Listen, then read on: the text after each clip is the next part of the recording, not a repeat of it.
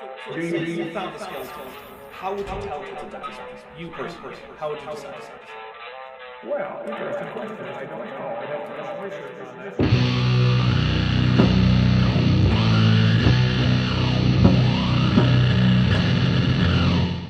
Hey there YouTube, I'm the Dapper Dinosaur. This video is a continuation of my previous one, and it's a response to a talk given in a church by Jay Seegert. He spent the first part whining that his pet pseudoscience isn't taught in schools and asking mostly easy to answer questions about things like cosmology. Honestly, you probably don't need to watch it to fully appreciate this video. Jay had just asked how one goes from the first life to modern diversity of life. I responded with this: mutation, natural selection, genetic drift, horizontal gene transfer, etc. You know, evolution. The thing we're supposed to be talking about based on the title of this talk, which is Evolution, Probable or Problematic, which we've talked about very little. So let's pick up with his next statement. Well, there's a lot of arranging and storytelling that goes on when teaching evolution. Oh great, we're about to use vehicles as an analogy for living things. That's always a good idea and never a disanalogy. As an analogy, I put 4 modes of transportation up on the screen. None of which can reproduce or have genetic material, which means they're going to be bad analogies for a process that's all about reproduction and genetic material. We could arrange these things from simpler to more complex and discuss the evolution of the motorcycle. Yes, we could, but since vehicles have no genetic traits, have no inheritance from ancestors, and are all known to be made by people, while organisms do have genetic traits, inheritance from ancestors, and are known to be not made by people, I guess with the exception of new people, the vehicles are a poor analogy for evolution, because they have none of the characteristics needed to evolve in the first place. This is like comparing different sizes of sports balls, and then deciding that you can arrange them by size, like we do with stars, and then also saying that because none of them do nuclear fusion, therefore the sun doesn't either. It's so stupid, it's hard to believe anyone would do this in good faith. You see what happened? See, we used to have tricycles, and then those small little wheels in the back got together to form the larger back wheel of the bicycle. And then the change of the bicycle eventually turned into an electric motor of the scooter. And then the electric motor of the scooter slowly evolved into a gas combustion engine. That's how we got motorcycles. And if these vehicles were not man-made and could reproduce with heritable characteristics, some of which mutated, and there was an actual aspect of their reproduction which was biased towards some character states and against others, then that actually would be a plausible explanation. The reason this is implausible is because we know that's not how these vehicles are produced. But since it is how life is produced, the only part of this that is implausible is the part of the analogy where the analogy breaks down, making this a useless analogy for arguing against evolution. No, that's a really silly story. That's true. But not for reasons that actually matter to the story of life on Earth. But all I did is I took real things and lined them up from what appears to be simpler to more complex, and I told you stories, how little changes here and there over time. That's what happens when they're teaching evolution. Except that when they're teaching evolution, things are under no obligation to forever complexify. And we have things which actually can undergo directional change and radiation because of their methods of reproduction. And on top of that, some of the things that we put in our charts were not discovered before the idea of universal common ancestry, but were predicted and later found based on that idea, meaning that they're a confirmed prediction. That you can make a parody of an evolutionary sequence with non-living objects does nothing to argue against the theory of evolution. To flip this around, the fact that The Life of Brian is a movie that parodies the life of Jesus is not a good argument that Jesus isn't real, as I'm sure Jay would agree. Here's a real-life example, the evolution of the horse, from Eohippus all the way to the modern horse. Yes, and those animals are capable of reproducing via genetic material that can mutate, and such mutations can have effects on the future reproductive success of the animals in question. And further, the more derived horses are consistently found above the earliest examples of the more basal horses, and that horses evolved from four-toed animals is a prediction of evolution that was made before the fossil record of horses was well established. So in point of fact, this is exquisite evidence for the evolution of the horse. Now one thing I will say is that the arrow in this graphic implies that this evolution was both orthogenetic and characterized by anagenesis. That is, it followed a set path as if by evolutionary momentum, and that every species evolved directly from the previous species and replaced it entirely. This is not the case. In reality, there were lots of side branches in horse evolution. Many more basal forms survived alongside more derived forms, and it is generally, although not always, impossible to determine if a fossil form is directly ancestral to a later form, whether fossil or modern, or if it is simply a close relative of the ancestor of such forms. Really, the evolution of horses looks more like a branching tree, because that's what evolution does. It makes branches. But also, this sequence poses a bit of a problem for creationists. Generally, creationists don't say that God created every single species that we now have on Earth, or see in the fossil record, as a separate creation. Instead, they suppose that he created what they call kinds, which they tend to conceptualize as members of a Linnaean family, leaving aside that which groups of organisms count as a family is fundamentally arbitrary, which means it should be impossible to assign that rank as a level of the kind. All the animals he is considering from Eohippus to Equus are all in the family Equidae, and so what was on the Ark would be more like Eohippus than anything else. Indeed, the Ark encounter run by Answers in Genesis bases their horse kind on the Ark on Mesohippus. So at least from Mesohippus on, this evolutionary progression must be somewhat true, even under young Earth creationism. I'm going to give you a quote from Dr. Niles Eldredge, one of the world's leading evolutionists. Nah, we're not going to go to a quote-mined argument from authority in which we quote Gould or Eldredge arguing against what they called gradualism in favor of punctuated equilibria, but that Seegert is going to pretend is an argument against morphological evolution overall.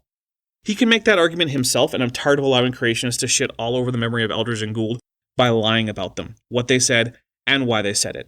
In this specific case, Eldredge is just arguing against the orthogenetic presentation of the horse sequence, and yeah, it wasn't orthogenetic in reality.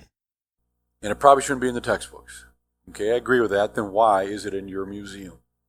Well, if by that he simply means, why are these forms presented as part of the true story of the evolution of modern equids like the horse, zebra, and donkey? It's because they are. If he is actually asking the same question as Eldredge, why is orthogenesis still presented in textbooks? It's usually not, from what I can tell. Friend of the channel, Jackson Wheat, who has his own excellent channel, by the way, has a number of biology textbooks, and a couple of them have sections on horse evolution. The first is Biology for Life with Physiology 6th edition, which is copyrighted 2019, so fairly recent, and basically the future as far as creationists are concerned. It has only a small blurb and a simple diagram. It includes Eohippus, Mesohippus, Merychippus, and Equus, showing the loss of toes and the increasing robustness of digit 3, the middle finger or toe. It simply says, quote, horse fossils provide a fairly complete sequence of evolutionary change from small cat-like animals with 4 toes to the modern horse with 1 massive toe, end quote. While this is still a bit too orthogenetic in character for my taste, it is not directly stating that it was a smooth transition from one to the other, and so I would say this doesn't quite meet my or Eldredge's ideal, but it's still better than it could be. A more thorough treatment is found in Campbell Biology, Concepts and Connections 10th edition, copyrighted 2021, so even more recent. This has a diagram with some 23 genera listed, the addition of a depiction of Anchitherium, and no hint of orthogenetic evolution. The text accompanying the diagram reads thus, quote, did the horse lineage progress gradually toward larger size, reduced number of toes, and teeth adapted to grazing? Figure 15.13 shows the fossil record of horses with vertical bars representing the period of time each group persisted in the record. If you follow the fossil species highlighted in yellow from the bottom to the top of figure 15.13, it appears that the modern horse evolved linearly from Hyracotherium to Equus, through a series of intermediate forms. However, if we consider all the fossil horses known today, this apparent trend vanishes. The genus Equus actually descended through a series of speciation episodes, not all of which led to large one-toed grazers. The present-day horse is the only surviving twig of an evolutionary tree with many divergent branches. Branching evolution can lead to a real evolutionary trend, however. One model of long-term trends compares species with the individual. Speciation is their birth, extinction their death, and new species that diverge from them are their offspring. According to this model of species selection, unequal survival of species and unequal generation of new species play a role in macroevolution, similar to the role of unequal reproduction in microevolution. In other words, the species that generate the greatest number of new species determine the direction of major evolutionary trends. End quote. This is pretty much spot on for what Eldredge was asking for, and so we can see that at least in some textbooks, the orthogenetic evolution of horses is not only not taught, but it is explicitly taught against. Seems like we're doing just fine on the equid evolution education front. Now, of course, because Jay is lying about what Eldredge said, and is pretending that he said that we have no evidence for horse evolution at all, he'll pretend that any information indicating that horses evolved based on the fossils is known to be false, even though his own view requires that it be true, at least to a large extent. Well, I mean, it costs money to change the museums. That's true, That's why museums are always going to lag behind the literature when it comes to new findings. And if you took that out, you'd have this big gaping hole and nothing to put in its place. So they kind of leave it there and imagine the millions of students and adults filing through, seeing fossils lined up like the bike and the trike and all that, with little plaques with the stories of this changed into that. It's like, you can't argue with that. That's science, right? No, that's pictures and little words making up stories. Yeah, it's true that if that signage isn't changed, then visitors to the museum will get an inappropriately orthogenetic view of horse evolution. That's not great, but also, in the grand scheme of things, it's not exactly a travesty, and it's easily corrected if they care to actually dig into the topic. Further, I can't seem to figure out what the current signage at the museum says, but their website says the following about the horse evolution exhibit. Quote, "The museum owns the largest collection of fossil horse skeletons in the world. Since the early 1900s, the exhibit has shown a classic linear progression of evolution. Today, the display also offers a more current view of evolution with a complex branching history. Cladistics, the grouping of organisms by shared specialized characteristics, shows that some later horses, such as Calipus, are actually smaller than earlier ones. It also shows that other later horses, such as Neohipparion, still had 3 toes. All modern horses have 1 toe." End quote. So at least on their website, this problem has been fixed, and the website claims that it's been fixed in the signage too. Of course, Jay is lying about what the problem even is, so he wouldn't consider it fixed, but Eldridge would. But it's in the museums. Tell you what, if Jay ever sees this video, he's welcome to email me and we can collaborate on figuring out how to get orthogenesis out of museums. Somehow, I don't think he'll bother though. One thing you should bother to do though is to subscribe to the channel, hit the like button, and leave a comment. All of those help the channel grow, something that has been hard to do for a lot of YouTubers lately, myself included. It shows YouTube that you like this content, and it is content you want to see, and it will recommend it not only to you more, but also to others who have not seen my videos. It's the best way you can help the channel short of financial support, and even if you are supporting me in that way, why not help out this way too? The Book of Life, written by Stephen Jay Gould. He was one of the world's leading evolutionists, passed away in, I think, maybe 2007 or something. Oh great, we get to hear more lies about Stephen Jay Gould, or at least that's what I'm expecting. But this is what he illustrated in this book, how fish evolved into amphibians over millions and millions of years. Okay. That seems like more of an illustration that they did rather than how they did, but sure. What did it look like in the middle? Like this. This is Tiktaalik, a transitional that's smack in the middle and exactly what Jay is looking for. In fact, it was found by a team led by Neil Shubin, who used old Earth geology and evolutionary biology to predict the location where they should be likely to find just such a transitional form. And it turns out that it was in one of the most inhospitable countries on Earth, Canada.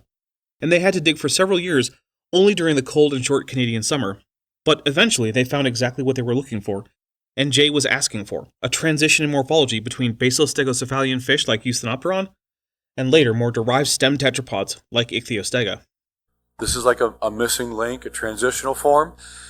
Well, it was missing when Gould wrote his book, but it's not now. But Eusthenopteron and Ichthyostega were found, and those were and are transitional forms. So really, Jay doesn't care how many transitional forms we find, because he can always jam his finger between any 2 of them and demand to know where the form between them is. And in many cases, the answer is we just don't have it. But if we find it, that won't mean there are no gaps. In fact, there will be 2 more. This is just the Dr. Banjo fallacy. But the fact is that special creation predicts that there should be no transitional forms linking distinct groups of organisms, and evolution predicts the opposite. So no matter how many gaps there are between transitional forms, even a single one of them is a good reason to accept evolution and reject at least a large degree of special creation. Jay knows this. He's just coping. I was giving this very talk at a state university, and when I got to this slide, a student stood up and he said, "They found the missing link. It's Tiktaalik." Oh, so he knows he's lying to people. It was already pretty obvious, but it's nice to know that for sure. Let's see if he goes full Banjo. I said, "Thank you for mentioning that." And I clicked Tiktaalik. And I said, "Yep, they found Tiktaalik, the missing link, and is proof of evolution." No. And why not? They found a fossil. More than one, sure, and it's morphologically intermediate between Eusthenopteron and Ichthyostega. Exactly what was predicted, and it was where it was predicted to be. That they had never seen before. They already had a lineup. So you look at a new fossil, where would this visually seem to fit? Oh, we'll put it there. Hey, we have proof of evolution. No. Except that they didn't just stumble upon a convenient fossil. They predicted it must exist and what its morphology would be based on evolution. They predicted where they could find it based on evolutionary divergence times and standard dating techniques. And then they went out and they found it. That's not just coming across something and shoving it into a slot you happen to have for a transition. That's a confirmed prediction, which I'm told is the gold standard in science. How many times has someone used flood geology and special creation to predict the existence, location, and morphology of a heretofore unknown fossil organism, then gone and dug it up successfully? Near as I can tell, it's never. It's just a creature you haven't seen before. It's already been disqualified. What does it even mean for a creature to be disqualified? This isn't a horse race. I don't have time to go into reasons why, but they know that no, it doesn't really qualify as a missing link. Oh, the reason is fucking trust me, bro. Seegert. He has plenty of time. Once again, I'll remind everyone that this talk is an hour and a half long. That's plenty of time. Instead, he just hand waves away the very thing that devastates his argument that there is insufficient transitional fossils. And you know what? Just for that, here are more.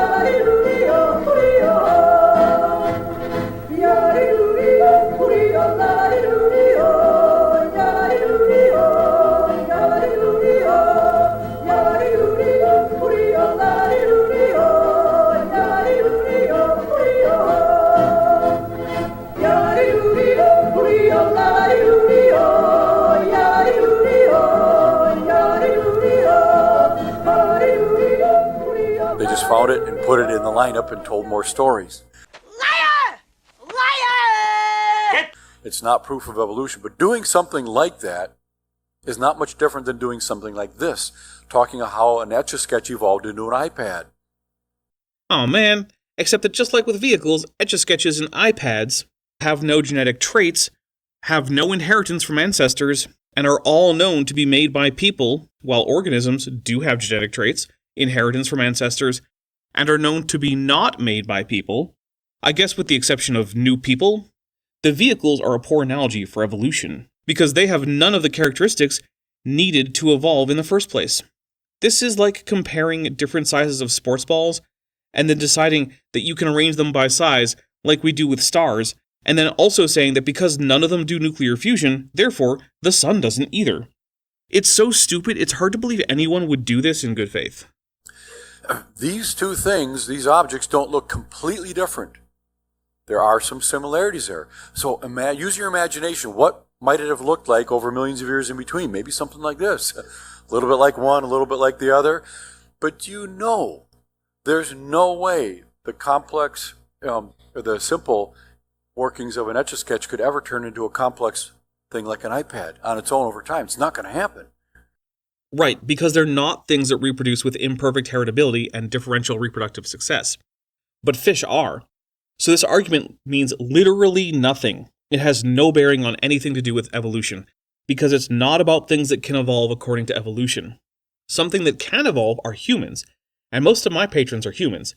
If you too would like to be a patron who is probably, but not definitely human, at least as far as I know, then check the description for a link to my Patreon.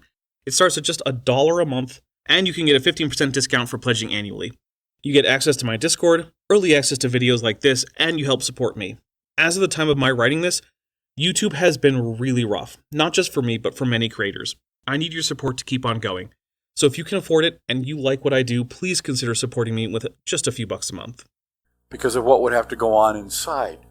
Yes, and what's going on inside either device doesn't include mechanisms for self-assembly or reproduction. Which means that this is a terrible analogy for life, which does include mechanisms for self-assembly and reproduction. So, how do we make that transition from a single cell all the way to a human being? Mutation, natural selection, and genetic drift, basically.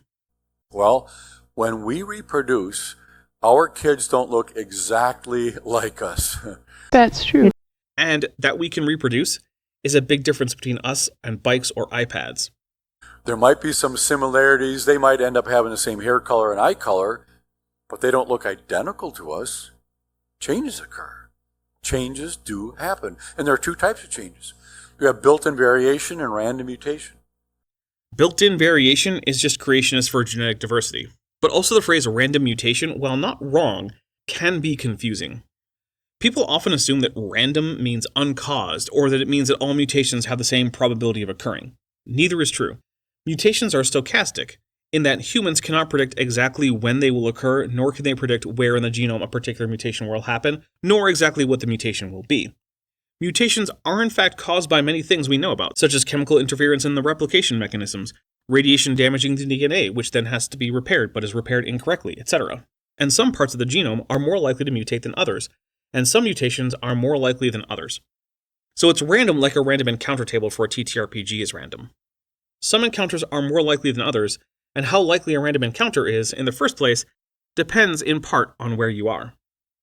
The built-in variation has to do with the genes in our DNA. As if mutations don't? We've studied DNA for quite a while, and we have a pretty good idea what these genes do. Relatively speaking, yes, but we still have a lot to learn. You can tell because people keep publishing papers about it. The random mutations, those are copying errors. Random copying errors. Not always. That implies that mutation only occurs during replication of DNA. But that's not true. It can happen at any time. In fact, radiation is something that can cause mutations even in cells that rarely divide, like neurons. We don't know what to expect with that because they're random. Well, we don't know exactly what to expect, but we know what the range of possibilities is. Think about the random encounter table. If you're wandering through the woods, you're probably not going to encounter a giant scorpion or dark elves. On the other hand, if you're on a road, you'll most likely encounter merchants or bandits. And if you're in the desert, then thrycreen or scorpions may be likely. You can't be sure what will happen, but you're not clueless either. Built-in variation. Here's an example. We have two medium-length furred dogs up here, and they each have two copies of a gene that makes fur length. In real life, very few traits are controlled entirely by one gene. But for illustrative purposes, I think this is fine. Why do they have two copies? Because mammals are diploid, which means that they receive a full set of chromosomes from each parent, leaving them with two copies of each chromosome, each of which can have different alleles on them. Because they got one from mom and one from dad. Yep. Each passed one on, so they got a copy from mom and dad, and they apparently have one gene that makes long fur, the L, and one that makes short fur, the S. No, in this analogy, those would be the same gene but different alleles.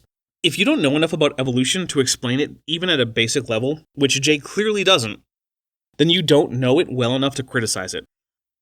The first step to overturning any idea is to understand what you're overturning. No one is going to convince Seegert that his theology is wrong by arguing that Jesus can't have been the second person of the incarnation, because that's not how those words work. And just saying that demonstrates that the person who said it has no idea what Jay's theology even is at the most basic level. Similarly, if you mix up allele and gene, no one will take you seriously, at least not anyone who knows what you're talking about enough to assess it. So those genes combined in their bodies, those dogs have medium-length fur. Again, this would be alleles, but also this is an example of codominance, where two alleles result in an intermediate morphology. But many alleles are dominant or recessive, which honestly is a bit of a disappointment. Why couldn't it be dominant and submissive? Oh well. In a dominant-recessive situation, then one allele is expressed while the other is not. So in this case, let's say that the way that the gene worked was by sending a hormonal signal to the hair follicles to keep growing hair, and that when the gene in question is deactivated, the follicles stop. The two alleles differ in how long they send this signal. In this case, since the short signal would stop early, but the long signal would keep going, we can say that the long hair would be dominant, since the signal would keep going regardless of the presence of a short hair allele. In this case, only if two short hair alleles were present would we get a short haired dog. And there would be no medium hair condition. Now, this is all hypothetical and not how it really works in dogs. It's also not the situation that Jay is describing. I just wanted a chance to explain genetics in a bit more depth than Jay even can. If you breed these two dogs, they will each pass on one of those two genes. Alleles. They don't get to pick and choose, oh, I think I'll do this one. No, just one goes or the other. If they both pass on a gene for short fur, the puppy will come out with short fur. It doesn't have an option. It doesn't matter which of those two genes gets expressed in its body, or even if those genes would combine, it's going to have short fur. If they both pass on a gene for long fur, the puppy comes out with long fur. If one passes on a gene for long fur, the other for short, the puppy can come out with long fur, short fur, or medium length fur if they combine. Now, it's going to be medium if the alleles are codominant, long if the long hair allele is dominant, and short if the short hair allele is dominant. Traits don't just get to pick which genotype they care about. Genes don't just do fur length, they do other things too, give us big dogs, little dogs, long ears, short ears. All the features we see on dogs, they're pre-coded in the genes. We know how that works. Wow. Biodeterminism much? In fact, it's not the case that everything about an organism is determined by its genes, although a lot of it is. I have two uncles who are identical twins in my adoptive human family. They are not identical. One is heavier than the other, one has more teeth than the other, and one even has developed a mild form of autoimmune disorder, which the other has not. Similarly, if you look at a grove of aspen trees, they are usually all clones of each other with connected roots, yet each trunk is unique and has its own unique pattern of branches. Environment also plays a key role in determining what an organism will be like. For example, in mammals, things like lack of nourishment of the mother during pregnancy or nursing can cause birth defects or growth problems, as can malnutrition during juvenile stages. Living at higher altitudes results in larger lung capacity and more red blood cells, and this can change even as an adult. Genes aren't destiny. They're part of the board on which the game of an organism's life is played. But the moves on that board also matter. Now, if you look at these two sets of animals, set A and B. Okay, so set A is dog, dingo, coyote, and wolf. So 3 members of Canis lupus and 1 member of Coelatrans. Then we have a lemur, a crab, an armadillo, and an iguana. Specifically, we have a ring-tailed lemur, Lemur cauda, a fiddler crab, which given how many species there are and how poor the image is, I can't identify down to the species, but I suspect it's a member of the genus Ostruca, a 9-banded armadillo, Daspus novemcinctus, and a green iguana, iguana. Got it. So Group A is all members of the same genus, and Group B is a bunch of bilaterians, most of which are amniotes, and half of which are therian mammals. Do you think he'll point out that because Group A is very similar, it's easy to think of them related, which is not as true for Group B? I think that's where he's going. Of course, the first thing to point out, in this case, is that what's easy for someone to imagine isn't relevant in science, since much of science seems impossible to imagine anyway. Like quantum mechanics. That doesn't stop it from working. Which set of animals looks more like each other? It's pretty obvious. Animals in set A look a lot more like each other than those in set B. Well, yeah, most of them are in the same species, and the one that isn't is in a sister species. The most recent common ancestor of Group A lived about 2.39 million years ago. The most recent common ancestor of B lived about 686 million years ago. That's more than 100 million years before the start of the Cambrian. Of course Group B looks very different to each other. If we take just the amniotes, the lemur, armadillo, and iguana, then the most recent common ancestor of that group lived 319 million years ago, during the Carboniferous period. For the most closely related animals in Group B, the lemur and the armadillo, their most recent common ancestor lived about 99 million years ago, in the Albian stage of the early Cretaceous. So the most related of Group B are more than 40 times more distantly related in terms of time to most recent common ancestor than the most distantly related members of Group A. And why is that? Well, the proximate reason is that J. Seegert handpicked these groups to illustrate what is almost certainly going to be a very stupid point. But the ultimate reason is that the farther back in time two organisms share a most recent common ancestor, the more different they are likely to look. Because they're the same kind of animal. But what does that mean? Does it mean animals that share a most recent common ancestor less than 3 million years ago? Does it mean animals that all look like the same approximate degree of good boy? What makes lemurs and the armadillo not the same kind? Or the armadillo and the iguana? Or even the lemur and the crab? They all share common ancestry according to every test we can devise that could test such a thing. Genesis 10 times in the first chapter it says God created creatures to reproduce after their kind. Okay, but so what? That doesn't tell me what a kind is, or what I can use to determine if a change in kinds has occurred or if it hasn't. Further, evolution isn't about changing into something that isn't what a species was before, but about adding diversity on top of the existing lineage in a branching pattern. As long as we simplify just a bit to leave out horizontal gene transfer. One organism gives rise to descendants who themselves are the same thing but with variation on top of that. It's really like a tree growing. You can always trace an organism or twig back to the main trunk through an unbroken series of branching events. Yeah, they can do a variety, but always within distinct limits after their kind. But no one has ever proposed a limit for this. If there is a definition for kind that involves such a limit, then there must be some kinds of mutation that would bring an organism outside of the kind. What mechanism prevents such mutations? I'm not aware of one that has been proposed, never mind one that has been demonstrated. If instead all kind means is a group of organisms that share a common ancestor with each other, but not with any other organisms, then evolution simply says that change between kinds is indeed impossible, and that the total number of kinds on Earth seems to be 1. Which means that the change from the first bilaterian to both the first fiddler crab and the first lemur was not a change of kind, just a change within a kind. In other words, for some definitions of kind, we know that organisms can and do change kinds. For other definitions of kind, evolution doesn't involve a change of kind.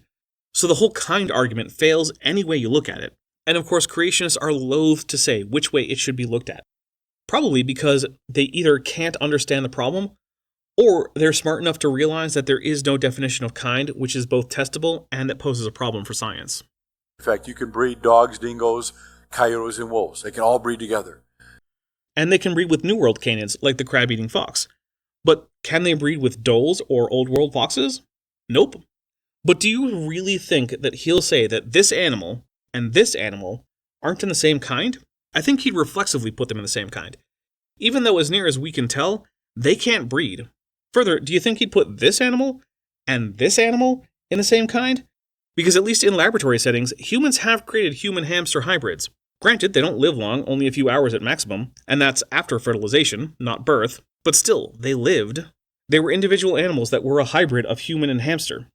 If we use the ability to reproduce as our demarcation for kinds, things are going to get really weird really fast. Look at them. Do they look like completely different creatures? No, they're very similar creatures. So you can breed a dog and a wolf, and you get a wolf dog.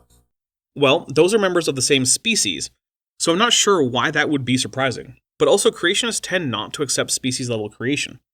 They tend to favor going to the arbitrarily defined family level, which doesn't make any sense since family, again, doesn't actually mean anything objective, but whatever, they do it anyway. So no model for common ancestry, whether creationist or scientific, is tested by breeding members of the same species. The dingo is also part of the same species. That's not a surprise. It looks a little bit like the dog, a little bit like the wolf. It's not a surprise in the same way it's not a surprise if you find a couple of humans, one a male from Norway and one a female from Indonesia, and find that they can have a baby who will look a little bit Norwegian and a little bit Indonesian. Members of the same species can breed together. If that isn't true, then you're probably dealing with more than one species, although closely related species can also interbreed too. The only reason it doesn't really happen in humans is that there are not terribly closely related species to humans. Humans' closest relatives are chimpanzees and bonobos, and they're separated by humans by more than double the time separating coyotes and wolves. Also, who wants to try? Certainly not the humans I know. One group of humans that I can guarantee aren't doing unethical human hybridization studies are my channel members. Right below this video, you can find a join button. Joining the channel as a member gets you access to my super secret Discord server, early access to videos, a channel badge, and a green name in livestream chats, and access to channel emojis for use in chat. It starts at just $1.99 a month. This is what we expect from genetics, and this is what Scripture tells us to expect. Actually, Scripture doesn't really help here, even if we assume it's the Word of God, because Scripture doesn't say what a kind is. So we have no way to use Scripture to predict what organisms can reproduce with what other organisms, and if you just want to say that things that can breed are related, well, evolution doesn't disagree there. But you can't breed a wolf and a dog and get an ostrich. Right, because that's an entirely separate species, a dinosaur in fact. Evolution doesn't proceed by breeding together members of the same species to produce a member of a completely separate existing species. Why? Because they don't have genetic information to make beaks and feathers. I still don't know what that means. They certainly don't have genes that will do that, but is information just the number of genes and their functions? If that's the case, then fun fact, we can see new genetic information come into being both in the past and in the present day. So you can get a variety, but it's always going to be within limits. So the limit is that you can't evolve into a species that already exists in some separate clade. Okay, that's not a challenge to evolution. Evolution says that brand new species come along and remain members of each clade their ancestors belong to. Just like the branching tree. Jay's imagining that evolution proceeds by a branch occasionally just jumping to a new location on the tree and severing its previous connections. That's a violation of the basic principles of not just evolution, but ancestry. You can also breed a zebra and a donkey, and you get a zonkey. It sounds kind of funny, but this is real life, real science. Why, are those two creatures completely different? No, they're basically the same, but one has a nice paint job. Okay. He goes on to say the same thing about lions and tigers. I'm skipping any subsequent such examples. We're all aware that closely related species can reproduce. That's something that is not a way to distinguish between evolution and special creation, since both would expect this to be true. But you can't breed a lion and a kangaroo to get a lion-garoo. That one's not going to happen because they're not the same creature. Yes, as genetic pools stay separate over time, they develop differences that limit and eventually preclude reproduction between members of different pools. This is standard evolutionary biology. So while this is technically a new point, we are once again just saying things that are not in any way contradictory to the theory of evolution. Like when Jay imagines a biologist, does he think that they haven't noticed that not all organisms can breed with each other? I promise, they have indeed noticed that. You can't breed creatures that are not the same kind. So if they can't breed, they're not the same kind? If that's the claim he wants to go with, then that's fine. But it means that we have indeed seen new kinds come into being. Heck, taking fruit flies and feeding them different diets for a few years is enough in some cases to make flies that can't breed with each other. By this definition, you can create new kinds in your own house with some fruit flies, a few different kinds of feed, and some habitats for the flies. Somehow, I feel like if it's the kind of thing that an untrained person can do in their spare room in the space of less than a decade, then it's probably not a barrier for evolution. But also, as I pointed out with canids, creationists don't actually use this definition. It splits up animals they want to combine, like the canines. What they actually say is that sometimes members of the same kind can breed, but sometimes they can't, and members of different kinds never can. This makes the whole thing unfalsifiable, and thereby not scientific. We can't use reproduction to answer the question, are organisms A and B in the same kind, with a no. All we can say is yes or maybe. That's textbook unfalsifiability.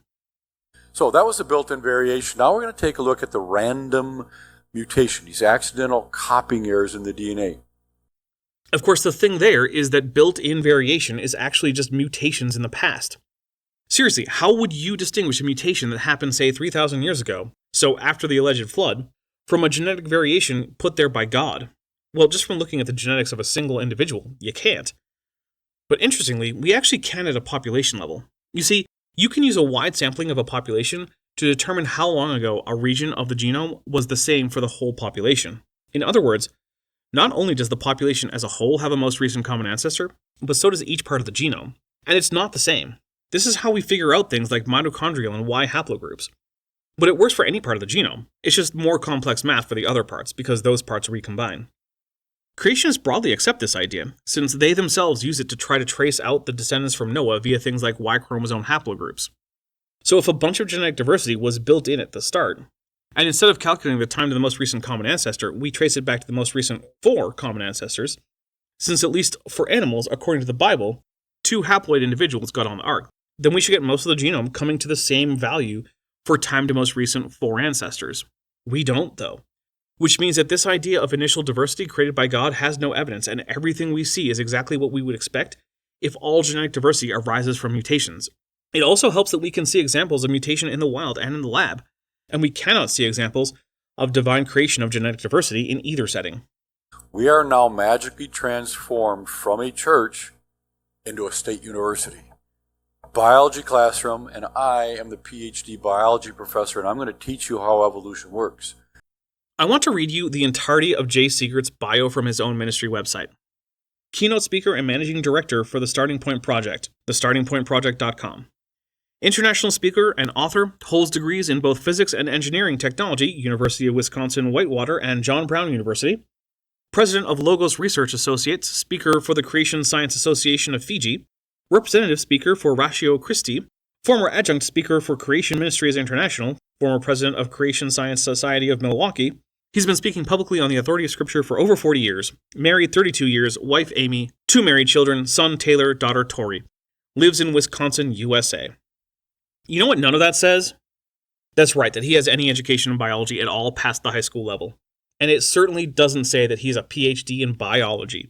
And if he did have a PhD in biology, I can't imagine that they wouldn't put it out there at the top of this bio bulletin list. So you have an organism here. Since that's a virus, that depends on who you ask, but let's pretend it's a cell. and it's going to reproduce. So it copies its DNA and it makes children. So far, so good. The children look pretty much like the parents because it's a copy of the same DNA. The children reproduce and make grandchildren, which look pretty much like the parents and the grandparents because, again, it's a copy of the same DNA. Then the grandchildren reproduce and, we got some significant mutations going on here. Mutations occur at every copying event. But I don't know what he means by significant, but I'll just assume that by significant mutation, he means a mutation with enough of a fitness effect that selection can act to either preserve or remove it, which itself is going to be dependent on effective population size, but that's probably getting too far into the weeds. Apparently some of them are bad and some are good. Yes, that is apparent, because we can actually measure fitness effects. The fitness of an organism is a measure of how much its genetics contribute to the future generations. It can be measured in a few ways, but I like measuring it as the number of grandchildren that reproduce. So it's apparent in the same way that the fact that children grow is apparent, or that water flows downhill is apparent, or that stars have different spectra is apparent. Some mutations make an organism more likely to have descendants or have more descendants, and some make an organism less likely to have descendants or have fewer descendants. Most mutations do neither, though. But then natural selection comes along like a superhero and wipes out those bad changes. It just keeps the good ones. Just using a condescending tone doesn't make the mathematical inevitability of natural selection go away.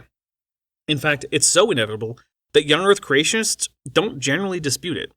And now the new good organisms, they continue to reproduce, make more of the new ones, and the original ones continue to reproduce and make more of those. And that process continues on for millions and millions and millions of years. Billions, actually. Can you imagine the great variety of creatures we would have on this planet through a process like that? I don't have to imagine it. I'm part of it. So are you watching, and so is every organism you've ever seen or interacted with in any way. That bacteria that caused your strep throat, that's part of it.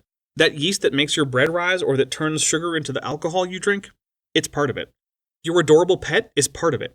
The birds outside are part of it. The trees in the forest are part of it. Literally, the life on Earth is the result of that process. That's kind of the point. Now, I guarantee you, the non-Christian students sitting in a classroom hearing that, they say to themselves, you can't argue with that. You can argue with anything. The question is, can you do so in a way that actually indicates that it's not true, and that some other idea is true?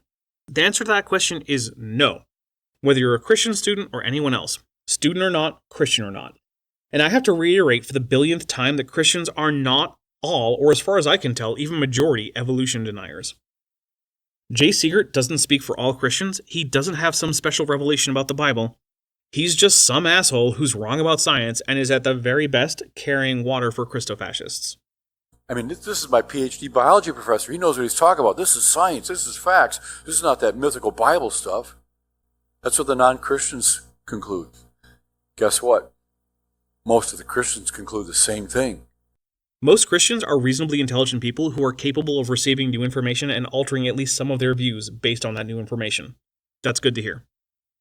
Because it makes sense. I mean, you can't argue about it. This is science. I mean, this is like true stuff where the Bible is more of a touchy-feely thing and it can be whatever you want, right? Any text can be whatever you want within certain limits. But what the Bible can't be is a completely accurate telling of the past, because we know it's wrong about a lot of stuff if you take it literally about those past events. There never was a Garden of Eden. There never was a global flood. There never was a Tower of Babel. There never was a Moses, at least as depicted in the Torah. There never was a conquest of Canaan by the Israelites. There never was a unified Israelite kingdom before the Babylonian exile. Basically, until the Babylonian exile, more or less everything the Bible says about history varies from conclusively known to be wrong to mostly wrong, but with some bits that are probably correct, such as the bare existence of some characters, or some of the later wars. So they go with this. Cool, they go with science when considering topics that are studied by science. That is the best option you can take. And they usually end up walking away from their faith. Why do they even need the Bible at all anymore if science can tell you truth? Neither my area nor my problem. We are now going to take a closer look at mutations, and we're going to do what Paul Harvey used to do and look at the rest of the story. Paul Harvey was an American radio broadcaster who died in 2009 and was most famous for his weekday broadcast, The Rest of the Story. In later years, his son also hosted the show, and it ended in 2009 with Paul Harvey Sr.'s death. Can mutations actually do what they tell us. And you're going to find out ain't no way. Boy, was I wrong. I'm going to make 3 major points about mutations. First of all, they're random, purposeless, and undirected. Yes, as long as we remember that random doesn't mean uncaused or equal probable. It seems like a silly thing to have to say, but creationists have been known to use things like the existence of mutation hotspots in the genome to pretend that mutations are not random, and from there to say that they are in fact purposeful or directed, either by the organism itself or by God. They're occurring in the DNA, and they're almost all detrimental or bad. No, they're almost all completely neutral, for a few reasons. First, since most of the genome is non-functional, a mutation is fantastically unlikely to affect fitness at all. Since most will occur in junk regions, although it's not impossible for such a mutation to have an effect. Second, even mutations in the functional parts of the genome are likely to be neutral, since many sequences are identical in terms of protein coding or regulatory activity. Second, some mutations are just whole gene duplications. Those are at worst going to overproduce some protein, but since the new gene may not even have a promoter, it will also likely do nothing. But of the mutations that do cause some change, more of them are going to be harmful than helpful, just because there are more ways to be bad at something than there are to be good at something. Even when that thing is reproduction. Just ask the incels. Number 1, they're random and purposeless, basically. Here's a quote from Nova Online. This is a secular source talking about mutations.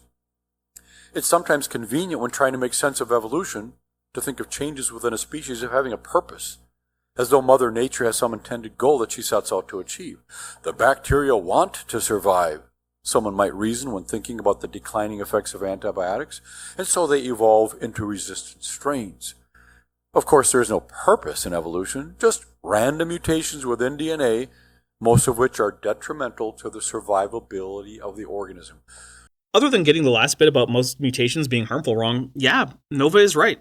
In fact, we've known this for over 80 years, and with almost his exact example, bacterial resistance. An experiment called the Luria-Delbruck experiment demonstrated how all this works.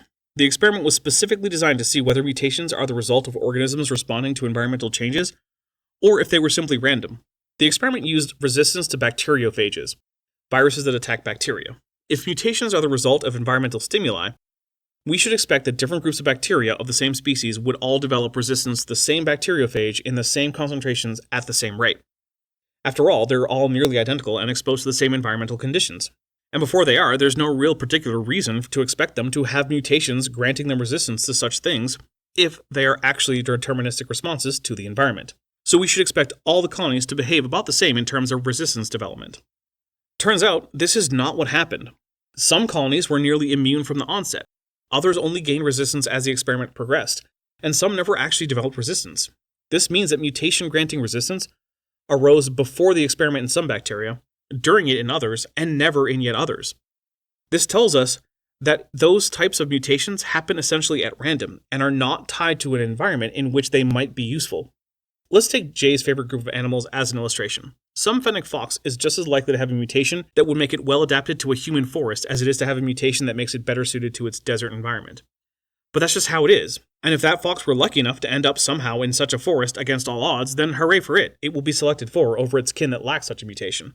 But none of them will get the mutation in advance because they know they're off to a humid forest.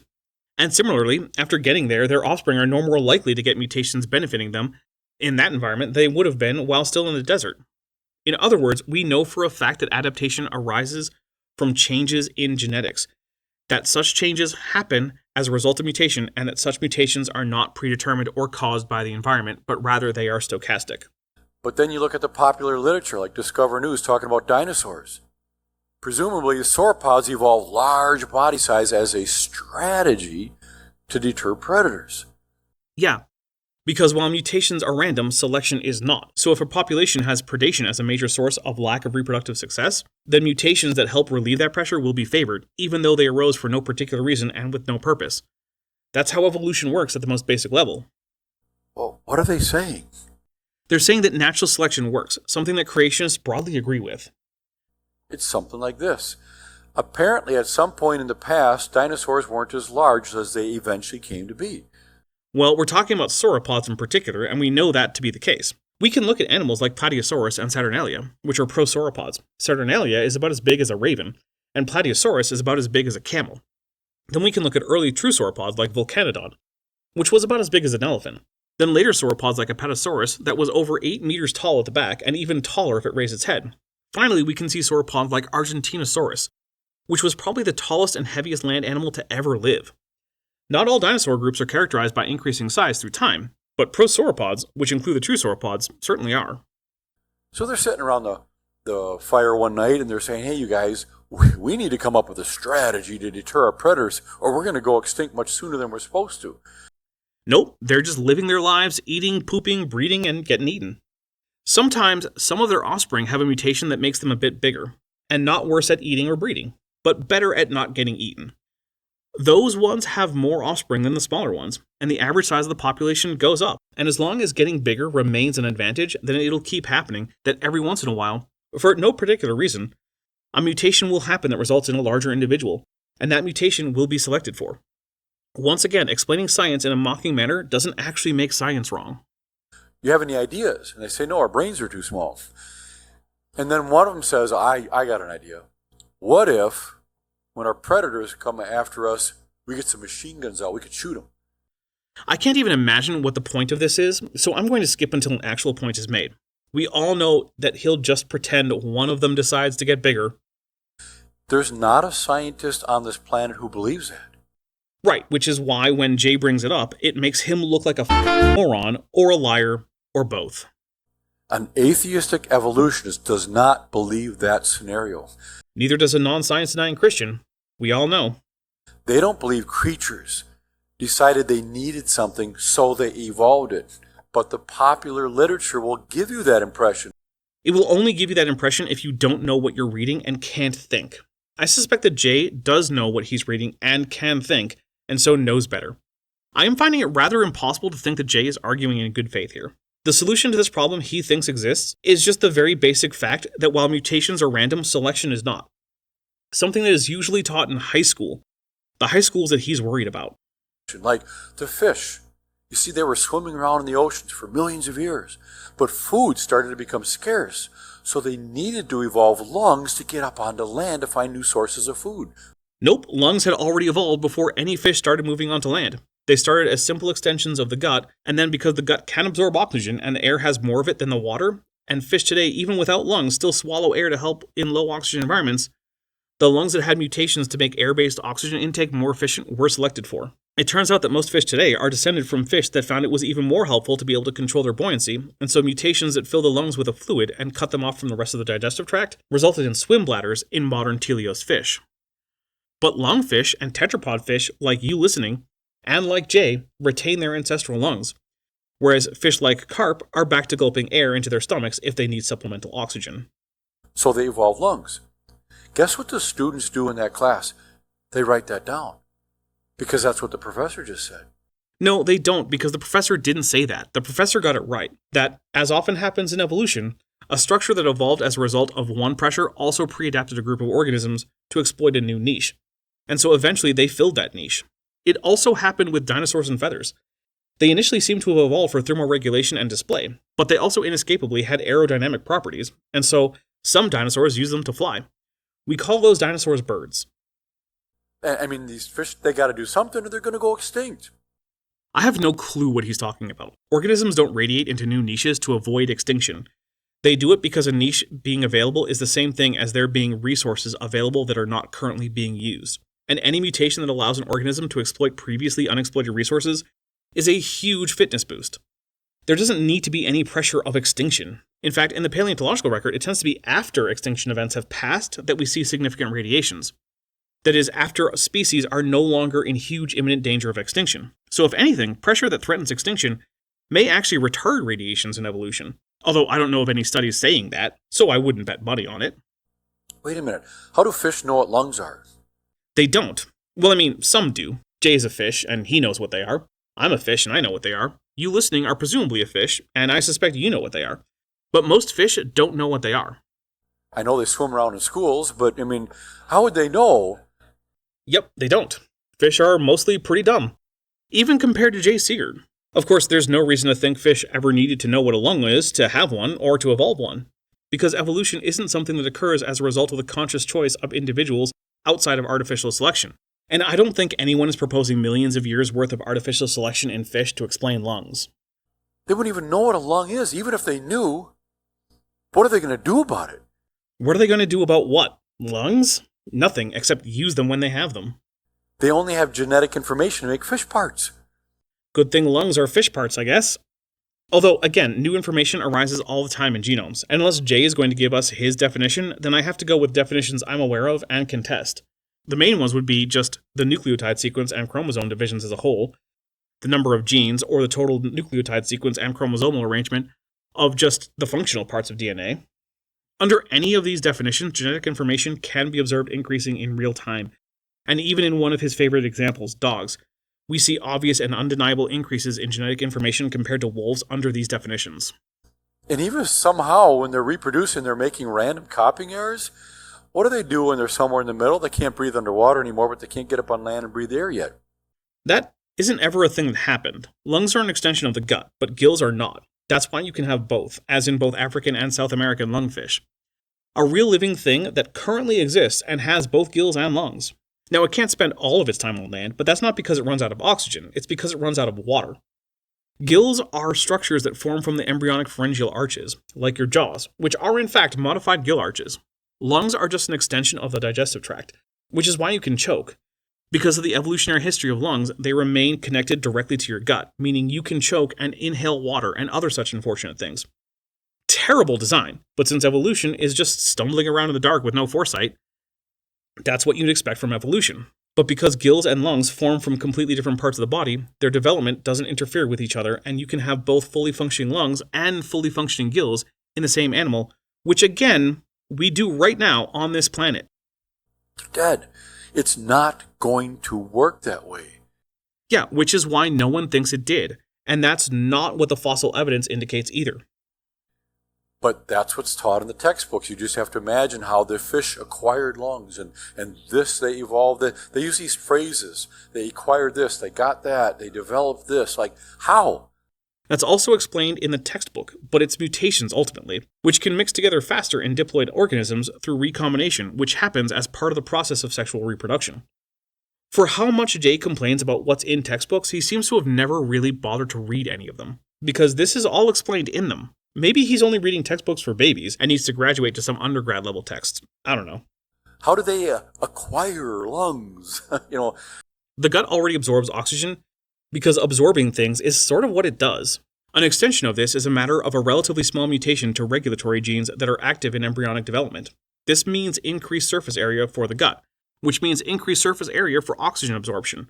Because fish sometimes find themselves in low oxygen water, they gulp air. Those with this extra pocket extending from the digestive tract now are better at getting that oxygen. Boom, lungs. Granted, rudimentary lungs, but that's how evolution works.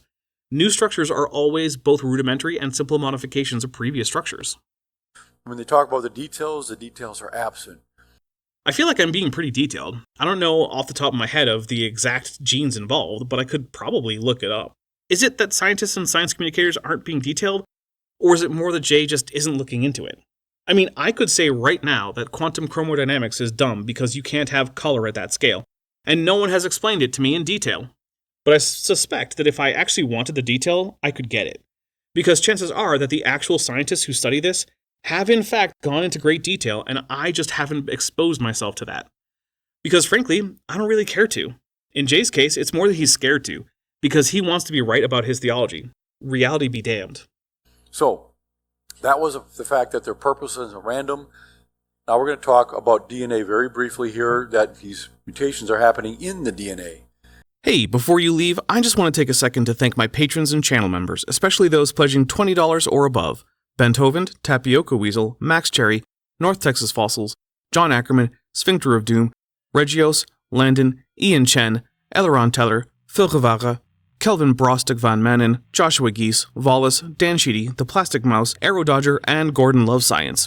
It's because of my channel members and patrons whom you're seeing on screen that this channel can stay afloat. Without you, it would all shut down. If you want to join the team, there's a link to join the channel below this video, and there's a link to join the Patreon in the description. On the Patreon, you can get a 15% discount for pledging annually, and either way, you get early access to virtually all of my scripted videos months before they come out for the general public. Thanks for watching.